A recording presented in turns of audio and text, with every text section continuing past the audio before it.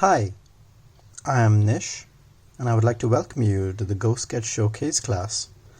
This class is the first module out of 5 modules that belong to the Be a Product Designer program. This module goes on for 8 sessions, 2 sessions a week at 1 hour each. What you need for these sessions are just an A4 sized paper or a letter sized paper, a pen or a pencil, just this. What you would learn at GoSketch is ultimately to be able to sketch scenes like this with both natural as well as man-made features. You'd also learn how to sketch objects which would be required for product design, and to also sketch concepts. You'd also learn to draw natural features like I mentioned earlier, such as trees, very quickly. And finally, you'd also learn how to do things like glasses, cups, bottles, and apply this to many other types of designed objects around the globe. But in order for us to do that, we need to get down to the basics of understanding how shapes work and why they work the way they do. Our focus would be on 3-dimensional shapes, but in order to get to our 3-dimensional shapes, we need to start with our basics first. And in order to start with our basics first, we got to get down to the root. And the root is right here. So, before we begin, quick tips. For hand movements, when you're drawing lines, learn to lift your arm off the desk a little bit and use your finger as a guide when you're sketching. Keep your grip loose and keep your wrist as rigid as you can when drawing lines. Slightly rotate your elbow to guide your hand and stretch your shoulder and upper arm like a wiper movement. When drawing circles, again using the same technique, use your fingers as guides. Lift the pencil a little bit off the paper and do 3 rounds in the air, whether counterclockwise or clockwise as you feel fit, and then land down the 2 rounds on the paper. When you use this technique, you realize that your circles start looking more like this. If your hand was resting on the desk, it would end up looking like this. We need this, not this. In this case too, keep your shoulder as rigid as possible. Make more of the movements with your hand and your elbow and your wrist. So now that we got this in place, I'll take you through a basic demonstration of what all I'm going to teach you over the course of 8 sessions. The first thing we do is often start with lines. You can start with a 2-dot system where you draw a line. You gradually increase the distance. Go halfway. Lift your hand. Remember to keep your hand lifted. Now go the full way and try to draw the line as straight as possible. And you can continue this a few times till you are sure that this will work for you, till you feel like you've got your practice going pretty well. And at one point, maybe without the dots, try making a straight line on your own and try to decrease your speed at the same time. Your first class we'll be spending quite a bit of time learning how to do this, and this was something that you would practice before every class. Same with circles. Keeping in mind the techniques I taught you earlier, with circles, you're going to do 3 rounds in the air and 2 on land. So 3 rounds in the air and 2 on land. 3 rounds in the air and 2 on land. 3 rounds in the air and 2 on land. You can also go 1 on land. 3 rounds in the air and 1 on land. 3 rounds in the air and 1 on land. 3 rounds in the air and 1 on land. With more practice, your circles get rounder and rounder. Your aim is to be able to draw rounder circles as well as neater circles at the same time. A few other basic techniques we teach are waves.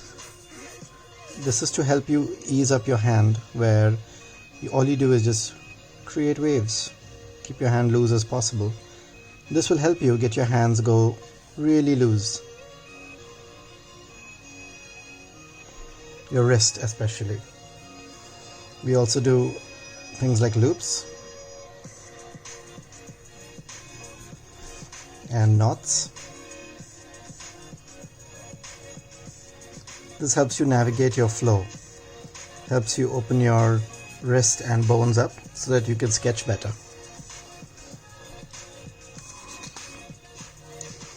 We also work on line weights. Line weights are merely the use of different weights of line, different thicknesses. So you'd start this by starting very simple with your normal usual weight, then try to go as light as possible, then try to go as dark as possible, and light again. We practice these in a number of ways because this will come into use when you're doing sketching, shading, and finishing of a product when a light source is required. To show you an example, if I were to draw a circle like this, I could use line weights to highlight certain areas. I could also use this to demarcate certain shapes and certain surfaces.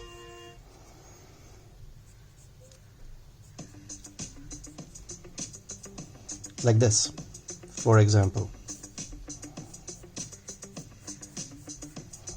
So this is where you'd be learning about line weights and how it affects you too.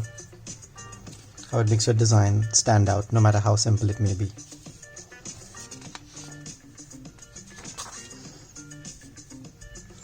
We also teach what I call as deconstruction.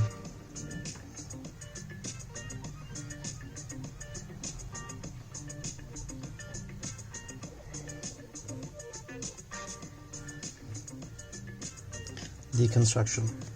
Deconstruction is basically the concept of being able to look at a complex shape and bringing it to simplicity. For example, how would you draw a tree like this? Or even a tree like this, for the matter of fact. This is how we do it. At first start with a base, a trunk, and an ellipse. A base, a trunk, and an ellipse. Then I go in and I give it a crispy parameter.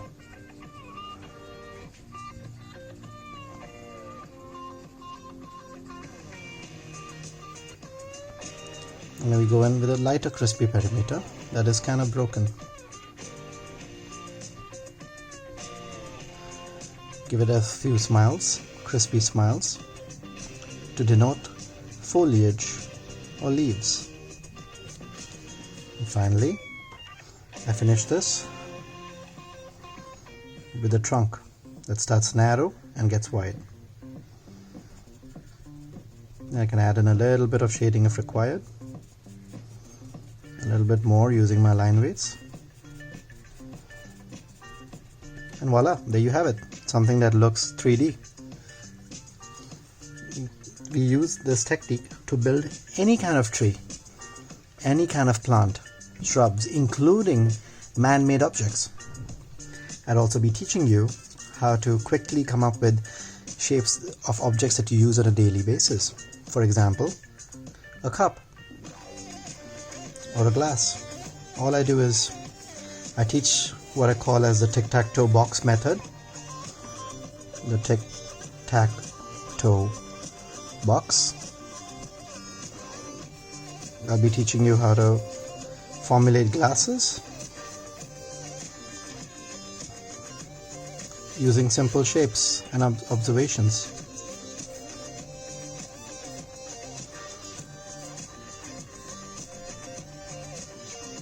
There you go. We got ourselves a glass of juice. Slightly off.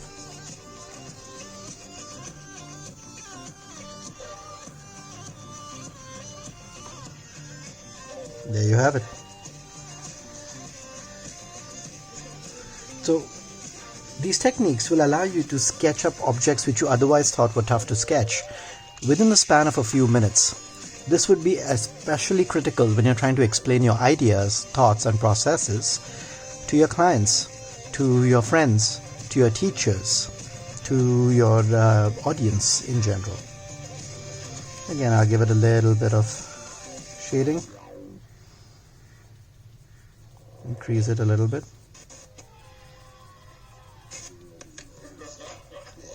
And there you have it. We have a shape that's starting to look a little 3D. So with these techniques that I would be teaching you, you could create any object you desire, including the thoughts that you have in your head, rather quickly. As you noticed, we started something very similar, very simple, and then we build it out into something more complex. So this is the method that we use, which I call as deconstruction, to create great natural and man-made shapes. The next thing you'll learn in this class is what I call as section lines.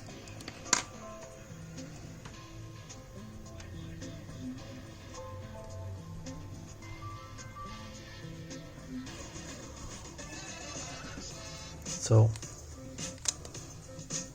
that got off the screen a little bit. Section lines.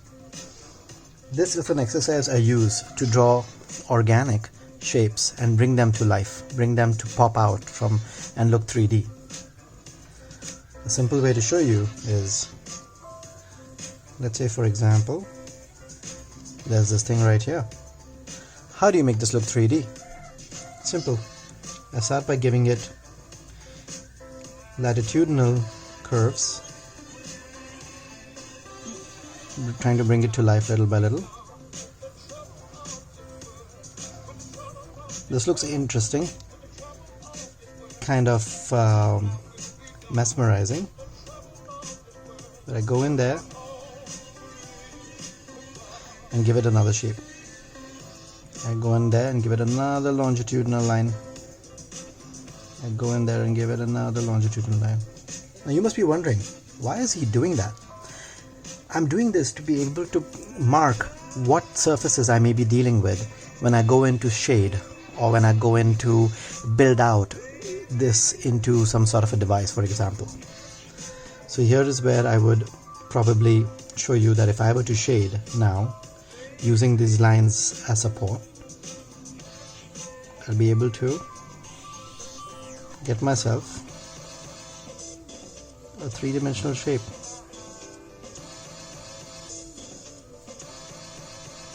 Quickly. There you have it.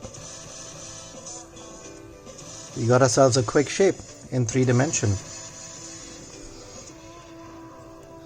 Then using shapes like these, we can convert them into a lot of different items that we may have not thought of before. Like I could convert this into a really interesting and creepy insect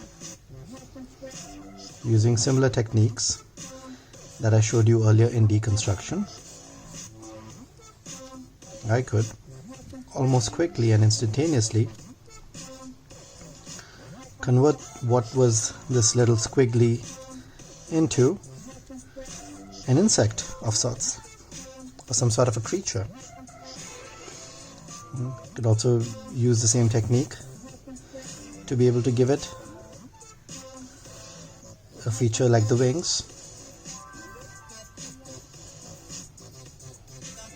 for example. Finishing it off with a few details like this. So if this is something that you'd want to learn and like to learn, and to be able to apply this to all sorts of objects, this is what I'd be teaching at our GoSketch program that goes for 8 sessions, 1 hour each. Should you be interested, reach out to the details that were given below, as well as reach out to the school that has contacted you with regards to the same, and get started. Looking forward to have you here.